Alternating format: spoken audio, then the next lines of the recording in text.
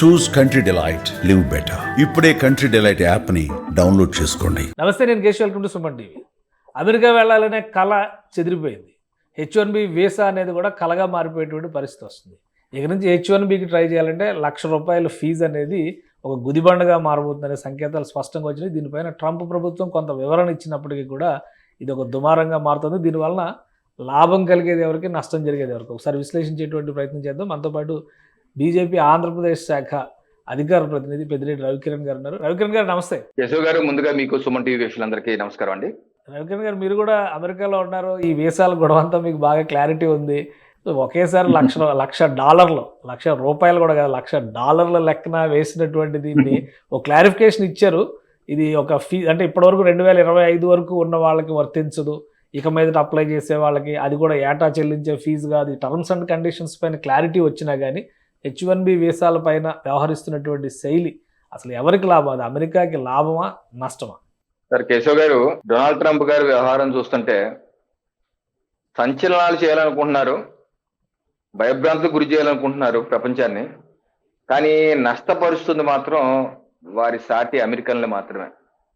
Tariff యొక్క వడ్డింపులు దేశవ్యాప్తంగా, ప్రపంచవ్యాప్తంగా అనేక దేశాల మీద ఆయనకి ఇష్టం వచ్చిన టారిఫ్లు ఇచ్చారు. దాని మీద కోర్టులు కూడా ట్రంప్ గారిని తప్పుపడతాయి. ఇది ఇంటర్నేషనల్ ట్రేడ్ ఫర్ ట్రేడ్ వాళ్ళు తప్పుపట్టారు. అలాగే అక్కడ ఉంటే మన హైకోర్టు లాగా ఫెడరల్ కోర్టు ఇచ్చిన జడ్జిమెంట్ అది కూడా చెల్లదు, నీకు అధికారం లేదన్నారు. ఇప్పుడు సుప్రీంకోర్టులో ఉంది. అది బహుశా వచ్చే నెలలో తీర్పు వస్తుంది, తప్పనిసరిగా అది వ్యతిరేకంగానే ఉండబోతుంది. అదేదో అవుతుంది అనుకుంటే ఈ రోజు అక్కడ అమెరికాలో ఉన్నటువంటి ఐటీ ఇండస్ట్రీ మీద పిడుగుబాటు తీసుకొచ్చినటువంటి గందరగోళం 19వ తారీఖు రాత్రి ఇచ్చేసి 21వ తారీఖు తెల్లారుజామున అమల్లోకి వచ్చేస్తుందంటే దానిలో స్పష్టత లేకుండా గందరగోళం పనిచేసి ప్రపంచవ్యాప్తంగా ఉన్నటువంటి అనేక మంది H1B వీసాదారులు కుటుంబాలు, లక్షలాది కుటుంబాల్లో ఆందోళన నింపేశాడు ఆయన. ఇది ఎంతవరకు సంబంధించి అడుగుతున్నాను. ఓకే, మీ దేశానికి సంబంధించి నిర్ణయాలు మీరు తీసుకోవచ్చు. ఏ రకంగా మా దేశంలో ప్రధానమంత్రి నరేంద్ర మోడీ గారు మేక్ ఇన్ ఇండియా, స్వయం సమృద్ధి భారత్, మన సొంతంగా మన తయారీ రంగం పెంచుకోవాలి, పరాయి దేశాల మీద ఆధారపడకూడదు, ఎవరికైనా సరే మీకు కాంట్రాక్ట్స్ ఇస్తే భారతదేశంలోనే మీరు కంపెనీ పెట్టండి, ఇక్కడ ఉత్పత్తి చేయండి, అప్పుడు మీకు ఎక్కువ కాంట్రాక్ట్స్ ఇస్తాం అంటున్నాం. ఆ రకంగా మనకి 11 ఏళ్ళుగా ఉత్పత్తి పెరిగింది. ప్రపంచంలో 11 ఆర్థిక శక్తిగా ఉన్న వాళ్ళు 4వ ఆర్థిక శక్తిగా వచ్చాం. అలాగే అమెరికాలో కూడా ఆయన నిర్ణయాలు అది తీసుకోవచ్చు. బట్ అది ప్రజల్ని గందరగోళంకి, భయాందోళనకు గురి చేసే విధంగా తన సొంత కంపెనీలు ఈరోజు అమెరికాలో సిలికాన్ వ్యాలీలో ఉంది ఐటీ ఇండస్ట్రీలో మరి H1 వీసాలు ఉపయోగిస్తుంది ఎక్కువ వాళ్లే కదా. అమెరికన్ కంపెనీస్ ఉదాహరణకి అమెజాన్ 10,000, అలాగే Microsoft 5,189, meta 5,123, Apple 4,202, Google 4,181, Deloitte 2,303, ఇలాగా అనేకమైనటువంటి అమెరికన్ కంపెనీలకే భారతదేశం నుంచి కావచ్చు H1B వీసాలు, భారతదేశమే కాదు చైనా కావచ్చు, లేకపోతే సౌత్ కొరియా కావచ్చు, రకరకాల దేశాల నుంచి H1B వీసాదారులను తీసుకొని అది ఎవరికి ఉపయోగపడుతుంది? అమెరికాలో ఉన్నటువంటి ఐటీ కంపెనీలకు ఉపయోగపడుతుంది. ఇప్పుడు ఈ యొక్క నిర్ణయం ఎవరిని ఇబ్బంది కలిగిస్తే ఎక్కువ? ఆల్రెడీ ఇప్పటికే ఐటీ కొంచెం ఒడిదులు ఎదుర్కొంటుంది కేశవ్ గారు. ఏ కావచ్చు, కరోనా తర్వాత కావచ్చు, ఇబ్బందులు ఎదుర్కొంటుంది. మూలిగే నక్క మీద తాటికాయ పడ్డట్టుగా ఇప్పుడు ఈ నిర్ణయం తీసుకుంటాం వల్ల ఆ ఐటీ పరిశ్రమలో ఆందోళన, మరి ఆ ప్రాజెక్టుల యొక్క పరిస్థితి దానికి గురి చేస్తే రేపు ఆ పరిశ్రమ కూడా కిందకి వెళ్ళిపోతే అమెరికాలో పరిస్థితి. ఇప్పటికే అమెరికాలో ట్రంప్ గారి నిర్ణయం వల్ల ఇన్ఫ్లేషన్ పెరిగిపోయింది, ద్రవ్యోల్బణం పెరిగిపోయింది. వస్తువు రేటు మాట వరకు ₹10 ఉంటే $20 అయిపోయింది, $20, $30 అయిపోతుంది. అమెరికన్స్ లబోదీపో అంటారు. ఇప్పుడు ఆ పరిశ్రమ కూడా ఇబ్బంది పడుతుంది. $1,00,000 అంటే అమెరికాకి ఆదాయం పెరుగుతుంది అంటున్నారు. $1,00,000 అంటే అమెరికాకి ఆదాయం పెరుగుతుంది. ఒక లెక్క కూడా వేశారు. లాస్ట్ ఇయర్ 1,41,000 H1B వీసాలు ఇచ్చారు. ఈసారి కనుక అలానే వీసాలు బట్వాడా జరిగితే కనుక ₹1,23,000 కోట్ల ఆదాయం వస్తుంది అమెరికా ప్రభుత్వానికి అంటారు. సో అమెరికా బాగుపడ్డట్టేనా ఇంత అమౌంట్ వస్తే? ట్యాక్సీలు విధించేసి ఇప్పుడు ఫర్ ఎగ్జాంపుల్ మన దేశంలో ఉందండి. ఇప్పుడు GST ఈ రోజు నుంచి మన దేశంలో చాలా వాటిలో 0 అయిపోయింది. ఇంకా చాలా రోజువారీ ఉపయోగించలో 5% అయిపోయింది. ఓకేనా, తగ్గించేశారు. ఇప్పుడు వస్తువుల రేట్లు తగ్గిపోయింది భారతదేశంలో. ఇప్పుడు మన ప్రభుత్వం అలా కాదు, GST రేటు 0% చేయకూడదు, 50% చేద్దాం. 50% చేస్తే ప్రభుత్వం దగ్గర చాలా డబ్బులు ఉంటాయి కదా, మన దగ్గర బాగా డబ్బులు ఉంటాయి కదా అనుకుంటే ఎలా ఉంటది? చెప్పండి. ప్రభుత్వం అంటే ప్రజలు సార్, ప్రజలు అవి ప్రజాస్వామ్యం, ఇది నియంత కాదు. మన ఆయన కిమ్మాయి అంటే, నార్త్ కొరియా కిమ్మాయి అంటే మళ్ళీ ఆయన ఎన్నికలకు వెళ్ళాలి. ఆల్రెడీ 7 మాసాలు అయిపోయింది, మళ్ళీ 2 నెలల్లో ఎన్నికలు వచ్చే స్టార్టింగ్ అయిపోతే 3 ఏళ్ళు ఎన్నికలకు వెళ్ళాలి. అవును. ప్రజల్ని పీడించేసి నా దగ్గర డబ్బులు ఉన్నాయంటే అని అమాయకులు చూడాలి. ఉమ్. ఒకటి 2 ఒకటి కట్టేవాడు ఎవరు ఉంటాడు మగనా నువ్వు. అవును, కానీ అమెరికాలో ఉన్న సెనేట్ మెంబర్స్ లేదా కాంగ్రెస్ మెన్ వీళ్ళే డిమాండ్ చేస్తున్నారు H1B వలన లోకల్ ఎంప్లాయ్మెంట్ దెబ్బతింటుంది, లోకల్ స్కిల్ డెవలప్మెంట్ అనేది పోతుంది, అంతా కూడా హైర్డ్ టాలెంట్ కింద మారిపోతుంది అని విమర్శిస్తున్నారు. సో ఈ ఒక విధంగా ఈ వలసల్ని నిరోధించేటువంటి ఎత్తుగడలో భాగంగా ఈ నిర్ణయం తీసుకున్నారు కాబట్టి అమెరికాకి ఆ విధంగా మేలు జరుగుతుందని అనుకోవచ్చా? సార్ నేను అక్కడ ఉండి ప్రత్యక్షం చూశాను కాబట్టి కొన్ని విషయాలు ఓపెన్ గా మీ ద్వారా ప్రజలతో పంచుకుంటాను. ఇప్పుడు ఒక ప్రభుత్వం అండి అక్రమ వలస, ఇప్పుడు మనకు బంగ్లాదేశీలు, రోహింగ్యాలు వీళ్ళందరూ మనం వద్దంటున్నాం. ఎందుకు? వాళ్ళు వచ్చేసి మనం 100 రూపాయలు చేసే పని 30 రూపాయలు చేస్తానంటే మనకు అన్ఎంప్లాయ్మెంట్ పెరిగిపోతుంది కదా, నిరుద్యోగం పెరిగిపోతుంది కదా. పైపెచ్చు సెక్యూరిటీ థ్రెట్, మనకి నేషనల్ సెక్యూరిటీ, జాతీయ భద్రత లోపిస్తుంది. ఏ గొడవలు చేస్తారు, ఎవరినైనా మర్డర్ చేస్తారో తెలియదు. అలాగే అమెరికాలో కూడా మెక్సికన్స్ కావచ్చు, లేకపోతే ఇండియన్స్, డంకీ రూట్లు ఇండియన్స్ కావచ్చు, లేదా వేరే దేశం కావచ్చు, వెళ్ళిపోతే లోపలికి చొరబడితే ఆ యొక్క దేశంలో ఉన్నట్టు పౌరులకు ఇబ్బందే కదా, వాళ్ళకి ఉద్యోగాలకు ఇబ్బందే కదా. అదొక పాయింట్. రెండో పాయింట్, అఫీషియల్ గా ఇప్పుడు H1B ఎవరికి సార్? H1B ఏంటి? Highly skilled stem group. Stem అంటే సైన్స్, టెక్నాలజీ, ఇంజనీరింగ్, మెడిసిన్. ఈ రంగాల్లో హైలీ టెక్నికల్ స్కిల్స్ ఉన్న వాళ్ళు అయితే డైరెక్ట్ గా వచ్చి ప్రాజెక్ట్ లో ఇన్వాల్వ్ అయ్యి ప్రాజెక్ట్ యొక్క పురోగతికి ఉపయోగపడి తద్వారా అనేకమైన ఎంప్లాయ్మెంట్ క్రియేట్ చేస్తారని చెప్పి H1B ముఖ్య ఉద్దేశం. ఓకేనా? అందుకనే సంవత్సరానికి దాని కోట 65,000 ఉంటుంది, ఇంకో 20,000 కూడా ఎక్స్ట్రా ఉంటుంది, మొత్తం 85,000. దీని హైలీ స్కిల్ ప్రొఫెషనల్స్ రకరకాల దేశాలను తెచ్చుకోవాలి. తెచ్చుకుంటే అక్కడ ఎంప్లాయ్మెంట్ పెరిగే విధంగా అది ముఖ్య ఉద్దేశం. అది నేను ప్రత్యక్షంగా చూసింది, మనకు కూడా తెలిసింది ఏంటంటే చాలా కన్సల్టెన్సీ కంపెనీలు బాడీ షాపింగ్ చేసి ఏదో ఫేక్ డాక్యుమెంట్ పెట్టి ఇక్కడ నుంచి ఎవరో ఒక స్కిల్ లేని తీసుకెళ్లి అమెరికాలో బెంచ్ వైపు కూర్చోబెట్టి అక్కడ ట్రైనింగ్ ఇచ్చి అక్కడ నుంచి కంపెనీలకు ఇంటర్వ్యూలు పంపించి ఆదిత్య జీతంలో కమిషన్ తీసుకొని ఇలా ఒక వ్యవస్థని కంపు చేసేశారు. అది చేసిన మాట వాస్తవమే, నేనేం కాదన్నదాన్ని. అలా అది చట్ట వ్యతిరేకంగా, చట్టం ముసుగులో చట్ట వ్యతిరేకంగా చేసే పని. దీనిలో మంచి ఉంది, మంచి వాళ్ళు వెళ్తున్నారు, చెడు వాళ్ళు, టెక్నికల్ స్కిల్స్ లేని వాళ్ళు వెళ్తున్నారు.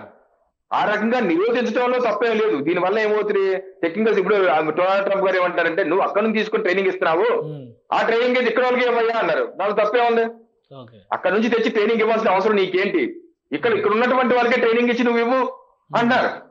మరి అది సమంజసమే కదా. అయితే దీని అరికట్టలు తప్పులేదు. అయితే $1,00,000 పెట్టేసి, అంటే ఆయన ఇచ్చినటువంటి whitehouse.gov వెబ్సైట్ లోకి వెళ్ళి నేను చదివానండి. దానిలో సబ్సెక్షన్ 1 లో ABC అన్న క్లాజెస్ ఉన్నాయి. ఏ క్లాజ్ లోనేమో యాక్చువల్ మొన్నటి వరకు $5,000 ఉండేది, నేను $1,00,000 చేస్తా అన్నారు.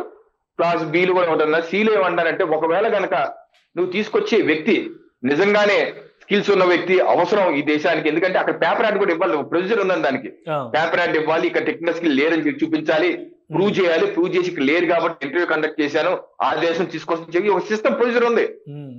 సి కాజ్ ఏమన్నారంటే నిజంగానే నువ్వు ఆ ప్రొసీజర్ ఫాలో అయ్యి నిజంగానే ఇక్కడ స్కిల్ లేని వ్యక్తి నువ్వు తీసుకొస్తే నీకు $1,00,000 ఎగ్జామ్ చేస్తా ఉన్నారు.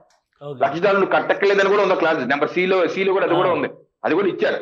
దాన్ని కూడా ఉపయోగించుకుంటే నిజంగా హైలీ స్కిల్డ్ పర్సన్స్ తీసుకెళ్లే అవకాశం ఉండొచ్చు. అక్కడ వెసులుబాటు ఒక విండో కూడా ఇచ్చారు ఆయన. అది ఉపయోగించుకుంటే నిజంగా కంపెనీలో టెక్నికల్ పర్సన్ తీసుకెళ్లారనుకోండి తప్పే ఉంది, $1,00,000 కట్టక్కర్లేదు. కానీ నేననేది ఏంటంటే డొనాల్డ్ ట్రంప్ గారిని దేశానికి మీరు మాగా చేయాలనుకుంటున్నారు, మేక్ అమెరికా గ్రేట్ అగైన్ అని. మాగా చేసే ప్రక్రియలో మాడా చేస్తారా? మాడా అంటే మేక్ అమెరికా డౌన్ అగైన్ చేస్తారా? అంటే ఒక కన్ఫ్యూజన్, ఒక గందరగోళ పరిస్థితి. మీరు చేసే సిస్టమేటిక్ గా ఇండస్ట్రీతో మాట్లాడి సిస్టమేటిక్ గా చేస్తే బెటరా? రాత్రికి అనౌన్స్ చేసి 24 గంటల్లో నేను చేస్తానంటే ప్రపంచవ్యాప్తంగా అందరూ విమానాల రేట్లు పెరిగిపోయి ప్రపంచవ్యాప్తంగా ఆందోళన గురైపోయి లక్షలాది మంది కుటుంబాలకి గందరగోళం పాలు చేయడం బెటరా? సమంజసం కాదు. ఈ డెసిషన్ ని కోర్టుల ముందర నిలబెడితే కనుక ఆగే అవకాశం ఉందా? మళ్ళీ కోర్టులకి సంజాయిషి ఇచ్చుకునేటువంటి పరిస్థితి ఉంటుందా? ఒకటండి, కోర్టుకు వచ్చే ముందు ఇంకో పాయింట్ ఏంటంటే వీళ్ళు అనౌన్స్ చేసినప్పుడు అండి సెప్టెంబర్ 19వ తారీఖు ఆయన సైన్ పెడుతున్నప్పుడు పక్కనటువంటి వాళ్ళ కామర్స్ సెక్రటరీలు అందరూ ఉన్నారు. వాళ్ళు ఏమంటారు, $1,00,000 పర్ యానం అని కూడా చెప్పారు. ఆయన స్పీచ్ చెప్తూ పర్ యానం అన్నారు. క్లారిటీ ఇచ్చారు, ప్రయాణం అంటే కాదు, అది ఒక ఫీజు మాత్రమే అని చెప్పారు. వన్ టైం, అది కూడా ఫ్రెష్ గా ఈ క్లారిఫికేషన్ ఇచ్చిన తర్వాత నాస్డాక్ కూడా పుంజుకుందని చెప్పి సమాచారం వస్తుంది. కొంత టెన్షన్ తగ్గింది, ఆల్రెడీ H1B హోల్డర్స్ ఎవరైతే ఉన్నారో వాళ్ళకి కొంత టెన్షన్ తగ్గింది అంటున్నారు. ఒక దేశ రాష్ట్రపతిగా ఉన్నటువంటి వ్యక్తి, ప్రజాస్వామ్యం ఎన్నుకున్న వ్యక్తి ఈ రకంగా ప్రజల్ని గందరగోళపరచడం ఎంతవరకు కరెక్ట్ అంటున్నాను? Right. మీరు ఇచ్చే విధానాలు స్పష్టమైన ఇవ్వాలి కదా. పరాయణం అని ఒకసారి, వన్ టైం అని ఒకసారి, ఇది ఫైనల్ వన్ టైం ఫైనల్ రేపు అన్న రోజు ఇంకోటి ఏమైనా ఉండదు కదా. పక్కన షూరా లాక్ కడదు గొల్ల వేసి అంటావా, ఇది సమస్య. ఎప్పుడు ఏమవుతుందో తెలియదు. ఏదో మన పిక్చర్ చేతిలో రాయిలా ఉన్న వ్యవహారం చూస్తుంటే. ఒకటి. రెండు, మీరు అడిగే ప్రశ్న కోర్టులో ఏమవుతుందంటే అక్కడ న్యాయ నిపుణులు అంటాం ఏ రకంగా టారిఫ్ రెసిప్రోకల్ ట్రాఫిక్ దాకా మీకు చూపించాలి. ఏ రకమైన కోర్టు జడ్జిమెంట్లన్నీ లెఫ్ట్ అండ్ రైట్ ఆ చెంప ఈ చెంప ట్రంప్ గారిని వాయించేస్తున్నాయి. నీకు అధికారం లేదబ్బాయి అని చెప్పేసి అంటున్నారు. ఇప్పుడు ఇటువంటి క్లాజులే దీనికి కూడా పెట్టారు అనేది అంటున్నారు. ట్రంప్ గారు ఏదైతే లక్షదానం చేశారో, ఏ క్లాజులు అయితే రెసిప్రోకల్ ట్రాఫిక్ పెట్టారో ఆ క్లాజులు దీనికి పెట్టారో, అందుకని ఇది కోర్టులో కూడా చెల్లదు. ఇది ఓవర్ పీరియడ్ ఆఫ్ 5-6 మాసాల్లో కోర్టుకి వెంటనే వెళ్తున్నారంట కొంతమంది. వెళ్తారు, ఇది నిలబడదని చెప్పి కూడా అంటున్నారు. చూద్దాం ఏ రకంగా చేస్తారు. ఏది మాత్రం ఒకటి, నిజంగా అలా చేస్తే ఓ రకంగా ఇప్పుడు బ్రెయిన్ డ్రైన్ అయింది, ఇప్పుడు బ్రెయిన్ గెయిన్ అవుతాం. భారతదేశంలో ఇప్పుడు ఈ రోజు 11 సంవత్సరాల భారతదేశంలో అవసరాలు ఎన్నో పెరిగాయండి. అన్ని విధ ఇంటర్నెట్ గ్రామాన్ని ఇంటర్నెట్ ఉంది, ఎయిర్పోర్ట్లు డబుల్ అయ్యాయి. అలాగే స్టార్ట్అప్ ఇది వరకు 350 ఉండే 2014 ముందు, ఈ రోజు 170,000 ఉన్నాయి. 18 లక్షల మంది జాబ్ చేస్తున్నారు. అనేకమైన మేక్ ఇన్ ఇండియా వ్యవస్థ భారతదేశ ఆర్థిక రంగం ఇది అమెరికాలో ఉండే హైదరాబాద్, ఇది ఒక న్యూజెర్సీ లాంటి నగరంలో ఉన్న, బెంగళూరు, హైదరాబాద్ నగరంలో ఉన్న నీ యొక్క విలాసవంతమైన జీవితానికి ఎటువంటి మార్పు ఉండదు. చక్కగా మంచి విలాసవంతమైన జీవితాలు విల్లాలో ఉండొచ్చు. సో అటువంటి సౌకర్యాలు ఉన్నాయి. అలాగే ఢిల్లీలో కావచ్చు, బొంబాయిలో కావచ్చు, చెన్నైలో కూడా ఉండొచ్చు. భారతీయులు వేరే దేశం మీద, అమెరికా లాంటి దేశం ఆధారపడి ఉండాల్సిన అవసరం లేదు. ఈ దేశంలోనే మనం ఉండి ఈ దేశంలో ఏంటంటే ఇన్నోవేషన్ అండి. అమెరికా ఎందుకు ఇంత గ్రేట్ అయింది? వివిధ దేశాల నుంచి మైగ్రేట్ అయ్యి వచ్చిన జర్మన్స్, ఇండియన్స్ వల్ల అనేక కొత్త ఆవిష్కరణలు చేసి పేటెంట్లు చేసి ఆ దేశాన్ని గొప్ప చేశారు. ఇటువంటి నిబంధనల వలన అటువంటి వాటికి అడ్డం పడిపోతాయి. దానివల్ల ఏమవుతుంది? ఇన్నోవేషన్ జరగవు. అమెరికా వెనక్కి వెళ్ళిపోతాయి. ఇన్నోవేషన్స్ భారతదేశంలోనూ, జర్మనీలో, జపాన్ లోనూ అయితే, ఎందుకంటే జర్మనీ వాళ్ళు రెడ్ కార్పెట్ పెరుగుతుంది. మొన్న జర్మనీ విదేశాంగ మంత్రి భారతదేశానికి వచ్చి బెంగళూరు యూనివర్సిటీకి వెళ్ళి బెంగళూరు యూనివర్సిటీలో జర్మన్ లాంగ్వేజ్ నేర్చుకున్న విద్యార్థులతో మాట్లాడారు. జర్మన్లు విద్యార్థులు కూడా జర్మన్ లోనే మాట్లాడారు. సో మీరందరూ జర్మనీకి వచ్చేయండి అన్నారు ఆయన. సో ఇక్కడ అమెరికాకి పోతే జర్మనీకి వెళ్తాం, లేకపోతే జపాన్కి వెళ్తాం. ఇన్నోవేషన్ చక్కగా పెడితే ఇది అమెరికా కూడా ఇబ్బందికరం, భారతదేశానికి స్వల్ప ఇబ్బంది ఉన్నా దీర్ఘకాలిక ప్రయోజనకరం అండి. రైట్. థ్యాంక్ యూ రవికిరణ్ గారు విశ్లేషణ అందించినందుకు. ఇది H1B వీసాల పైన ట్రంప్ తీసుకున్నటువంటి నిర్ణయం సెల్ఫ్ గోల్ అవుతుంది. అలానే కోర్టుల ముందర నిలబడేటువంటి అవకాశాలు కూడా చాలా తక్కువగా ఉన్నాయి. మరోసారి బ్రెయిన్ గెయిన్ జరిగితే భారతదేశానికే పెద్ద ఎత్తున లాభం జరుగుతుందని రవికిరణ్ గారు చెప్తున్నారు. ఇది special discussion. Keep watching. Suman టీవీలో మీ పర్సనల్ అండ్ బిజినెస్ ప్రమోషన్స్ కోసం కింది నెంబర్కి కాంటాక్ట్ చేయండి.